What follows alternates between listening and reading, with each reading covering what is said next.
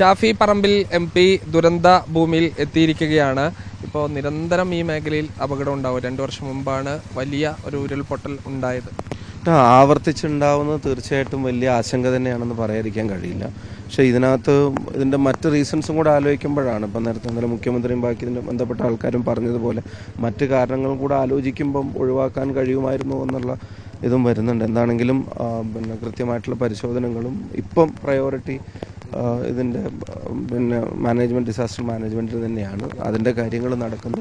ബാക്കി കാര്യങ്ങൾ മന്ത്രിമാരും ചുമതലയുള്ള ആൾക്കാരുമായിട്ട് സംസാരിച്ച ശേഷം കേന്ദ്ര സർക്കാരിൻ്റെ ഒരു ശ്രദ്ധ പതിയേണ്ടതുണ്ടല്ലോ. ഇവിടെ ഈ തുരങ്കപാത നിർമ്മാണമൊക്കെ ബന്ധപ്പെട്ട് അതിൻ്റെ ഒരു പരിസ്ഥിതിയാഘാത പഠനമൊക്കെ നടത്തേണ്ടതല്ല. അങ്ങനെ ശ്രദ്ധയിൽപ്പെടുത്തുമോ? അത് തീർച്ചയായിട്ടും വേണമല്ലോ. അപകടങ്ങൾ ആവർത്തിക്കാതിരിക്കാൻ അല്ലെങ്കിൽ ഉണ്ടാവാതിരിക്കാൻ ചെയ്യേണ്ടതെന്തോ അത് ചെയ്യാനുള്ള ഉത്തരവാദിത്വം എല്ലാവർക്കും ബന്ധപ്പെട്ട എല്ലാവർക്കും ഉണ്ട്. അത്തരം കാര്യങ്ങൾ നടക്കുന്നു എന്ന് ഉറപ്പ് വരുത്താൻ തീർച്ചയായിട്ടും ഉള്ള എല്ലാ ഇടപെടലും ഗവൺമെൻറ്റിൻ്റെ ഭാഗത്തുനിന്നുണ്ടാവും.